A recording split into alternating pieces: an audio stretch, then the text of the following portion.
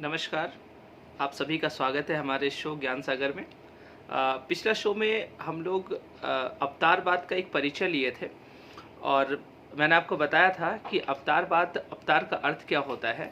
आज हम लोग अवतारवाद जो विष्णु जी के 10 अवतार है उसको हम लोग समझेंगे और 10 अवतार का महत्व क्या है उसको हम लोग समझने की कोशिश करेंगे और डार्विन का जो इवोल्यूशन का थ्योरी है उसके साथ उसको कनेक्ट करने की कोशिश करेंगे और देखेंगे कि उसमें डार्विन का जो इवोल्यूशन का थ्योरी और हमारे यहाँ जो अवतारवाद है दोनों में क्या क्या समानता है और क्या क्या असमानता है। मैंने आपको पिछली वीडियो में बताया था कि अवतार का मतलब होता है जन्म लेना।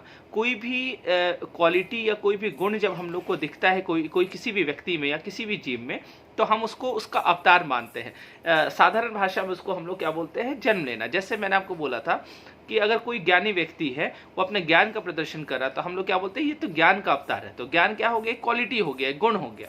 जैसे कोई प्रेम करता है सबसे तो हम क्या बोलते हैं, ये प्रेम का अवतार है ना। तो आप एक बात समझिएगा कि ये जो क्वालिटी होता है वो क्वालिटी जब कोई भी व्यक्ति मूर्त रूप उसको प्रदर्शित करता है या मूर्त रूप में लाता है तो हम उसको क्या बोल देते हैं, ये उस चीज का अवतार है। मैंने आपको विष्णु जी का कहानी सुनाया था पिछला वीडियो में। अगर जो नहीं देखे होंगे ज्ञान सागर का पिछला शो देखिएगा, आपको पता चलेगा। मैंने आपको बताया था कि आदित्य का 12 रूप है और सबसे छोटा आदित्य जो है वो कौन है, विष्णु है। और ये क्या करते थे, राक्षस का जो दुष्ट होते थे, राक्षस होते थे, दैत्य होते थे, ये हमेशा देवताओं को परेशान करते थे। तो ये क्या करते थे, लोगों को मतलब देवताओं को बचाने के लिए इन्होंने चक्र उठाया और अन्याय को एक तरह से अन्याय को खत्म किया और न्याय की स्थापना किया। तो विष्णु क्या हो गए, एक एग्जाम्पल हो गए। ये क्या करते हैं, ये आप यूं कहो कि कहीं भी अत्याचार होता तो वो अत्याचार को बर्दाश्त नहीं करते और वहां पे कहीं भी अन्याय किसी के साथ होता है तो वहां पे न्याय स्थापित करते। तो अब कोई भी व्यक्ति या कोई भी जीव जब न्याय स्थापित करने के लिए काम करेगा, जो असंभव है उसको संभव बनाएगा, तो हम बोलेंगे अरे ये तो साक्षात क्या है, विष्णु के अवतार है। तो ये मैंने आपको पिछली वीडियो में बताया था। तो आज हम लोग उस 10 अवतार का एक एक करके चर्चा करते हैं और उसका डार्विन का थ्योरी जो इवोल्यूशन का थ्योरी उसके साथ उसको कनेक्ट करके समझने की कोशिश करते हैं। तो चलिए शुरुआत करते हैं। जो विष्णु का पहला अवतार है वो माना जाता है मत्स्य अवतार, है ना। जो प्रथम अवतार माना जाता है वो मत्स्य अवतार है। अब समझिएगा, आपको एक कहानी मिलता है कि एक जल प्रलय आया था, बहुत भयानक जल प्रलय आया था। तो एक चीज समझ लीजिएगा, आप कोई भी कथा जब आप पढ़ते हैं, कथा के पीछे का हम लोग क्या करते हैं, कथा का कहानी हम लोग जब सुनते हैं हमें लगता है कि यही सत्यता है। नहीं, आप इस चीज को समझिएगा। कोई भी कथा जो होता, कथा बनाने के पीछे मैंने आपको बताया भी था कि पुराण का जो स्थापना किया गया इसका उद्देश्य था कि आम लोगों को समझाना, क्योंकि उपनिषद का भाषा आम लोगों को समझ में नहीं आएगा। तो आम लोगों को कथा के माध्यम से, लोगों को एक कहानी के माध्यम से लोगों को समझाया गया कि ये ऐसा सच है। लेकिन हम लोग क्या करते हैं, उस कथा पे हम लोग उसको सत्यता मान लेते हैं, उस कथा के पीछे का मैसेज को नहीं समझ पाते। तो याद रखिएगा, कथा जो आप सुनते हैं उसके पीछे का जो प्रतीक है या उसके पीछे का जो मैसेज है, वो क्या मैसेज देना चाह रहा है, वो क्या निष्कर्ष निकाल रहा है, वो हम लोग को समझना पड़ेगा, उस चीज को हम लोग को समझना पड़ेगा।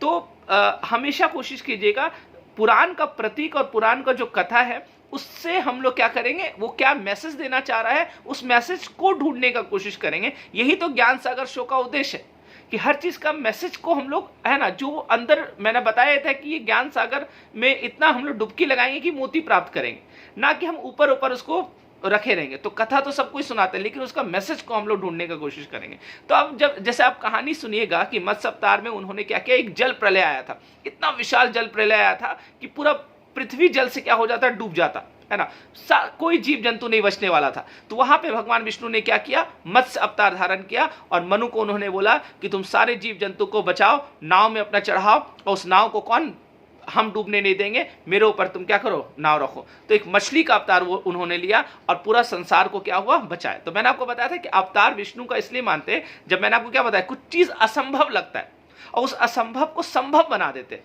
तो उसको हम लोग क्या बोलते हैं, अवतार है। जैसे मैंने आपको बताया था प्रॉफिट, है ना, अरब में प्रॉफिट मोहम्मद आए तो वो उन्होंने अरब का जो संकट था, क्राइसिस था, अरब का क्राइसिस को खत्म किया।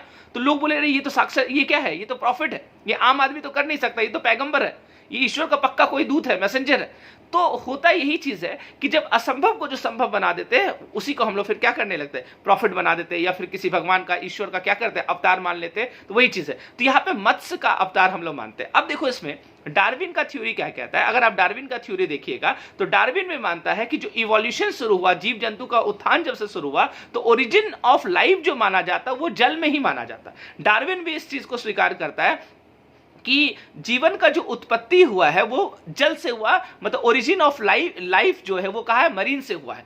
तो याद रखिएगा। और हमारे यहाँ अवतारवाद में भी माना गया कि पहला अवतार कौन है, मत्स्य अवतार। तो मत्स्य कहाँ पे, मछली, मछली कहाँ पे, जल में।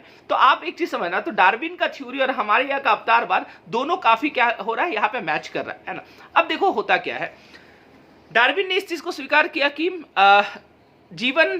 जीवन में और जो चेतना उत्पन्न हुआ है, तो चेतना सबसे पहली बार जल में ही उत्पन्न हुआ है।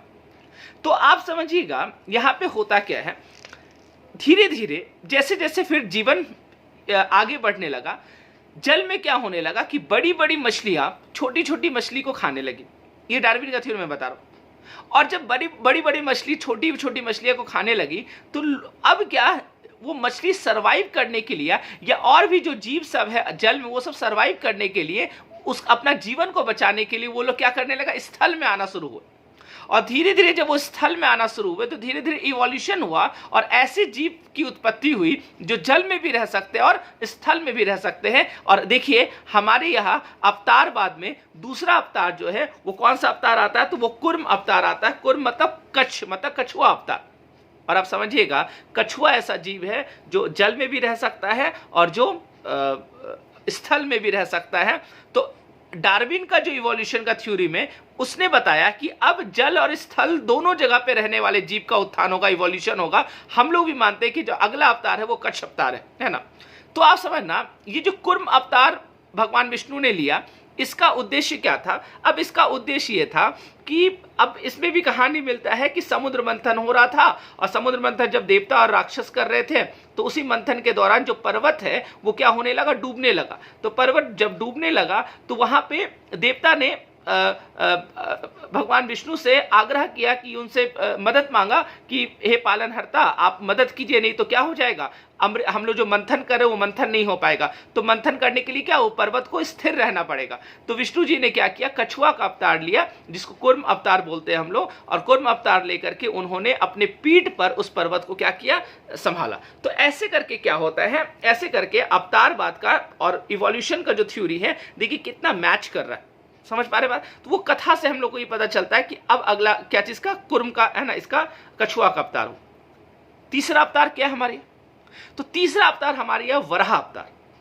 और समझिएगा, वराह अवतार जो है वो क्या चीज का अवतार है, तो समझना क्या होता है। वराह आप बोलो कि एनिमल किंगडम है ना। अब एनिमल किंगडम का यहाँ पे विकास होना शुरू हुआ, मतलब पशु का विकास होना यहाँ पे क्या होगा, शुरू होगा। और डार्विन का इवोल्यूशन का थ्योरी भी आप पढ़िएगा तो उसमें भी आपको एनिमल किंगडम और ये सब चीज आपको देखने को मिलेगा कि अब जीव जंतु अब धीरे धीरे एनिमल की तरफ क्या हो रहे, बढ़ रहे। हमारे यहाँ जो वराह अवतार लिया गया उसमें बोला गया कि प्रकृति जो है, जो अर्थ है, धरती है, वो क्या होने लगा, पूरा प्रदूषण है ना, पूरा प्रदूषित हो गया। इतना प्रदूषण उसमें फैलने लगा, वायु प्रदूषण फैलने लगा, जल प्रदूषण फैलने लगा, ध्वनि प्रदूषण फैलने लगा। धीरे धीरे क्या हुआ, प्रकृति पूरा प्रदूषित होने लगा। और जब प्रदूषित होने लगता है प्रकृति, तो उसके लिए क्या करना पड़ता है, उस प्रकृति को हमको बचाना होता है। तो उस बचाने के लिए भगवान विष्णु ने वामन अवतार लिया और पृथ्वी का जो संकट था उस पृथ्वी को उन्होंने क्या किया, बचाया। अब आप कथा में पढ़ते हैं कि धरती को है ना किडनैप कर लिया गया, राक्षस उसको लेके चला गया। वो एक कथा है, समझिए इस चीज को। वो एक कथा, उसके पीछे का मैसेज क्या देना चाह रहा है, मैसेज ये देना चाह रहा है, जैसे आज का आप पृथ्वी, आज का आप एनवायरमेंट इकोलॉजी का बात करो। आज हम लोग क्या करें, पूरा प्रदूषण फैला रहे हैं, ग्रीन हाउस गैसेस बढ़ रहा है, ग्लोबल वार्मिंग है ना बहुत तेजी से ग्रो कर रहा है। तो अब इसके लिए क्या हो रहा है, एक पूरा ग्लोबल स्तर पर क्या हो रहा है, एक संकट आ रहा है। तो हम लोग क्या कर रहे हैं, सारा कंट्री लोग मिलकर इस पे प्रयास कर रहा है, कार्बन का मात्रा को घटाने की कोशिश कर रहा है, और भी बहुत सारा पहल किया जा रहा है ना। हम लोग इको फ्रेंडली हर चीज को करना चाह रहे हैं, ग्रीन एनर्जी का बात कर रहे हैं। एक तरह से क्या करें, वो जो संकट आया है इससे क्या होगा, पृथ्वी क्या होगा, धीरे धीरे विनाश होते जाएगा। तो क्योंकि प्रकृति के साथ क्या होगा, खिलवाड़ होगा। वही चीज यहाँ पे है। अगर वही चीज उस समय हुआ था जब जीव जंतु धीरे धीरे विकास करते गए तो बहुत सारा प्रदूषण फैला, और वामन अवतार, ये जो इन्होंने जो इसका वराह अवतार लिया, जो वराह का मतलब होता है ये सुअर, वराह का मतलब क्या हुआ, सुअर। तो सुअर का जो अवतार लिया, तो सुअर का क्या क्वालिटी होता है, पिग जो होता है उसका क्या क्वालिटी होता है कि वो जो गंध होता है, जो प्रदूषण होता है, जो गंदगी होता है, उसका वो भक्षण होता है। और देखो डार्विन का इवोल्यूशन का थ्योरी और हमारी अवतारवाद कितना मैच कर रहा है। और तो वराह अवतार उन्होंने लेकर क्या किया, गंदगी का भक्षण किया। जो गंदा गंदा चीज था वो, तो सुअर क्या करता है, गंदा चीज का भक्षण कर जाता है, गंदा चीज को खा जाता है। तो वामन अवतार, सॉरी वराह अवतार लेकर के भगवान विष्णु ने क्या किया, गंदगी को उन्होंने खाया। तो लोग बोलने लगे ये क्या है, ये अवतार है, ये विष्णु जी ने फिर से पृथ्वी को क्या किया, बचाया। यहां तक क्लियर। तो ये 3 अवतार, मत्स्य अवतार हो गया, कूर्म अवतार हो गया और वराह अवतार हो गया। चौथा जो अवतार है वो अवतार है आपका, वो है नरसिंह अवतार। नरसिंह अवतार का मतलब क्या है, आधा मानव और आधा पशु, मतलब आधा एनिमल है और आधा वो मानव है। ये कैसा अवतार है, नरसिंह अवतार का क्या महत्व है। तो आप एक चीज समझना, डार्विन का इवोल्यूशन का थ्योरी में भी इस टाइप का बात कहा गया। क्या चीज है समझिएगा। देखिए 4 पैर वाला जो पशु है, 4 पैर वाला जो पशु है, होता क्या है, डार्विन क्या कहता है, एक भयानक तूफान आया, बहुत भयानक तूफान आया। और उस तूफान में होता क्या है कि पूरा जीव जंतु पूरा परेशान होने लगे, बहुत सारा जीव का विनाश हो गया है ना, वो उसका नामो निशान नहीं बचा। इतना भयानक तूफान आ गया, पूरा समुद्र उछलने लगा, पर्वत सब टूट टूट के गिरने लगा, मतलब बहुत भयानक तूफान आया। अब देखो क्या होने लगा, जो 4 जीव वाले, जो 4 पैर वाले जो पशु थे, कुछ कुछ पशु तो विलुप्त हो गए, कुछ कुछ पशु गुफा में जाकर छिप गए। कुछ पशु ने क्या किया, 4 पैर में 2 पैर को खड़ा कर दिया, आगे का 2 पैर को खड़ा कर दिया। क्यों खड़ा किया, उस तूफान से, उस प्रलय से बचने के लिए। उसने क्या किया, जब आगे का रास्ता जा रहा है, आगे में पेड़ गिर गया है, पत्थर है, सब पत्थर को साइड करने के लिए आगे का दोनों हाथ का इस्तेमाल करके उसको साइड कर रहे हैं। तो 2 हाथ, जो 2 पैर था, वो 2 पैर 2 हाथ के रूप में बदलना शुरू हो गया, धीरे धीरे वो खड़ा होना शुरू हुए। और देखना इवोल्यूशन का थ्योरी में बताया जाता है डार्विन का, कि वो लोग क्या करने लगे, पेड़ को पकड़ने लगे, वो जो पैर था उससे पेड़ को पकड़ने लगे, जो हाथ का रूप ले लिया। पेड़ का टहनी को काट काट कर जो पानी आ रहा था, या बारिश का पानी आ रहा था, या फिर नदी का पानी, समुद्र का पानी आ रहा था, उस सबको रोकने का कोशिश किया, है ना। पूरा जंगल झाड़ को साफ करते करते करते करते आगे बढ़ा। तो धीरे धीरे आप क्या देखिएगा, अब यहाँ पे वो जो एनिमल है, अब वो होमोसेपियन की तरफ धीरे धीरे क्या हो रहा, बढ़ रहा है। मानव का रूप वो लेना क्या कर रहा, शुरू कर रहा है। इसलिए हमारे यहाँ भी आप पढ़िएगा जो क्या नाम है, नरसिंह अवतार। तो नरसिंह अवतार ने क्या किया था, है ना, हिरण्यकश्यप आपने सुना होगा, राक्षस है ना, उसका वध किया था। तो वो एक ऐसा राक्षस था जो बोला था हम ना दिन में मरेंगे ना रात में मरेंगे, है ना धरती पे मरेंगे ना आसमान में मरेंगे, ऐसा कथा हम लोग को मिलता है। तो उनका नाश करने के लिए ना हम पशु से मरेंगे ना हम मानव से मरेंगे। तो उसका नाश करने के लिए क्या हुआ, उन्होंने क्या किया, नरसिंह अवतार लिया भगवान विष्णु ने। वो ना पशु थे और ना ही मानव थे, तो उसका दोनों का मिक्सचर थे, और उन्होंने उसका क्या किया, वध किया। मतलब यहाँ पे क्या हुआ, वो जो संकट आया था, है ना, वो जो तूफान आया था, उस तूफान को उन्होंने क्या किया, खत्म किया। तो आप समझना, तो ये है नरसिंह अवतार। तो देखिए इवोल्यूशन का थ्योरी और डार्विन का और हमारी अवतारवाद कितना मैचेबल, कितना मैच करते चल रहा है। अगला जो है, अब समझना, जब वो लोग हाथ बढ़ाने, जैसे चिंपैंजी जैसा जीव जो है, वो लोग क्या किया, 4 पैर था तो 2 पैर तो रहा, और 2 पैर जो था उसको हाथ बना लिया। रीछ, चिंपैंजी, ये सब चीज आप समझना। अब देखो होता क्या है, धीरे धीरे जब वो सब पशु खड़ा होना शुरू हुआ, तो रीढ़ का हड्डी उसका क्या होने लगा, सीधा होने लगा। और जब रीढ़ का हड्डी उसका सीधा होने लगा, तो माइंड विकसित होना धीरे धीरे क्या होगा, शुरू होगा। और यही से उत्पत्ति होगा क्या चीज का, मानव का। और यही से होमोसेपियन का क्या होगा, उत्पत्ति होगा। और हमारे यहाँ अवतार लेते हैं विष्णु जी, कौन सा, वामन। तो बुद्धि का, विवेक का यहां से हम लोग क्या करेंगे, प्रयोग करना शुरू करेंगे। और वामन अवतार में उन्होंने बुद्धि का प्रयोग करके राजा बलि को क्या किया, राजा बलि का हर चीज को उन्होंने ले लिया, छीन लिया उनसे, है ना, अपना विवेक का, अपना बुद्धि का प्रयोग करके। तो आप इस बात को समझिएगा, अब बुद्धिमान, है ना, बुद्धिमान जीव की उत्पत्ति होनी क्या हो गई, शुरू हो गई। तो आप समझना, और डार्विन भी मानता है कि ऐसे करके होमोसेपियन यहां से मानव की उत्पत्ति क्या होती है, शुरू होती है। यहां तो समझ में आया।